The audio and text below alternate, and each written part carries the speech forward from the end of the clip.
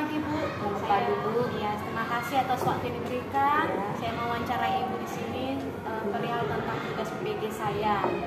Apa yang menjadi penyebab masalah utama pada siswa ketika siswa kurang antusias dalam belajar?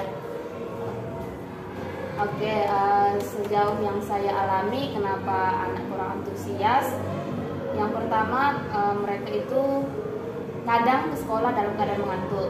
Ketika saya tanya kenapa mengantuk, ada yang mengatakan lama tidur, main game, ada yang membantu orang tua, ada yang mengerjakan PR, kemalaman. Terus selain itu karakteristik peserta didik kan berbeda-beda ya Bu ya. Jadi kadang kan model pembelajaran yang kita terapkan tidak semua peserta didik bisa mengikutinya dengan baik. Lalu Ibu, masih adakah di antara siswa kita ini yang belum lancar membaca? Oke, baik, kebetulan saya di kelas 6 ya Bu. Sejauh ini yang saya lihat di kelas 6 sudah semuanya lancar membaca. Lalu sudah sejauh manakah pemanfaatan perpustakaan kita dalam penanaman literasi atau budaya membaca ini? Pada umumnya sih kita mengharapkan peserta didik selalu berkunjung ke perpustakaan untuk membaca. Kadangkala saya juga memberikan tugas supaya mereka pergi membaca ke perpustakaan untuk mencari informasi mengenai pembelajaran yang sedang saya berikan. Apakah itu pemanfaatannya optimal Bu? Belum, masih kurang optimal karena kalau kita tidak menyuruh mereka ke perpustakaan, mereka sama sekali tidak pergi ke perpustakaan. Dalam artian minat bacanya belum timbul. Iya, minat bacanya iya, dirinya sendiri. Pada kebanyakan siswa sih. Lalu apa ada program khusus dari sekolah tentang penanaman literasi membaca ini? Kalau khusus mungkin tidak ya Bu, cuman setiap guru itu sebelum memulai pembelajaran yang saya tahu itu kita menerapkan literasi membaca 10 menit sebelum kita memulai pembelajaran. Nah setelah 10 menit kita akan bertanya kembali kepada peserta didik apa sih yang mereka baca, apakah mereka paham apa yang mereka baca.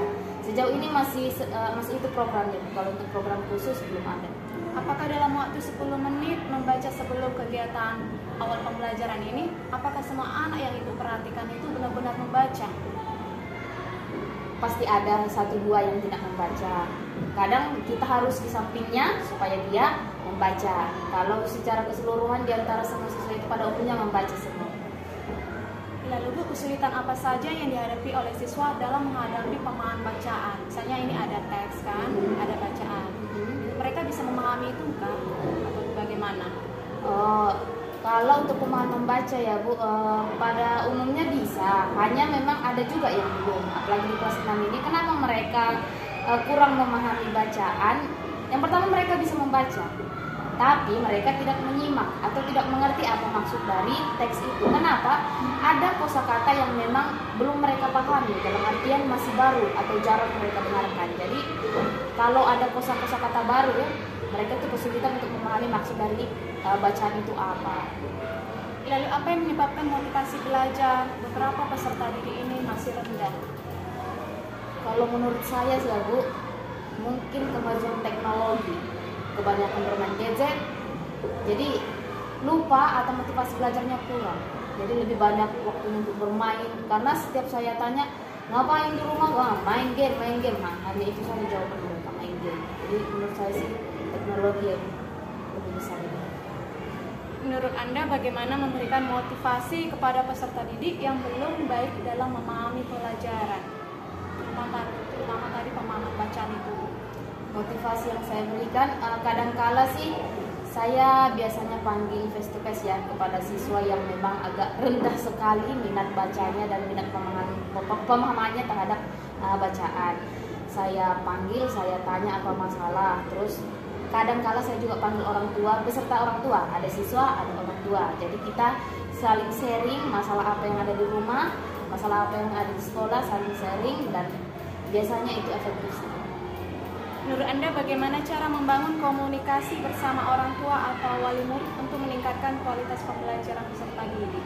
Ya seperti tadi yang saya ucapkan Bu, kita kadang-kadang kita panggil ke sekolah atau mau sekarang kan sudah menggunakan WhatsApp group ya Bu ya.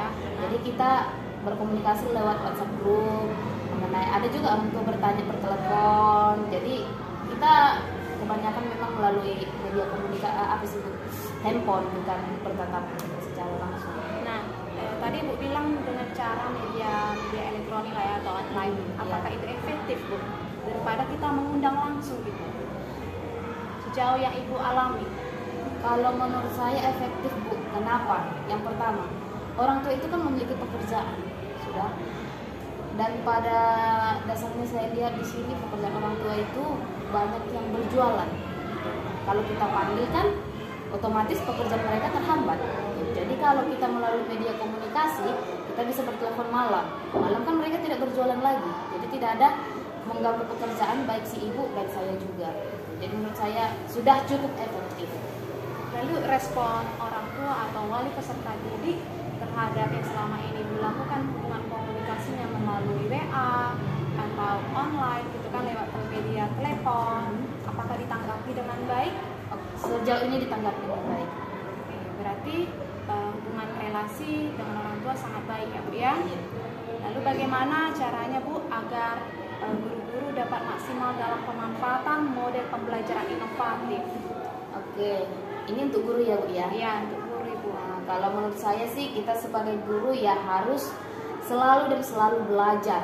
Nah, menurut saya itu sih belajar bagaimana cara memanfaatkan teknologi, menggunakan teknologi. Saya rasa sih belajar, berlatih, dan bisa juga bertanya kepada guru yang berpengalaman. Lalu apa kendala yang dimiliki oleh siswa Bu dalam mengerjakan soal-soal berbasis HOTS? Itu tadi Bu, karena ada kosakata baru yang jarang mereka dengar, bahkan yang belum pernah mereka dengar. Jadi mereka kurang memahami maksud dari pertanyaan atau maksud dari soal itu kemana. Jadi itu sih yang membuat mereka kesulitan untuk mengerjakan soal HOTS. Mereka kurang paham karena kosakata baru yang mereka dengar itu mereka tidak tahu artinya apa. Seperti mengidentifikasi, nah mereka tuh belum tahu mengidentifikasi apa, atau menganalisis, nah mereka belum tahu itu apa menganalisis. Mereka hanya paham sejauh sebutkan, tuliskan, jelaskan.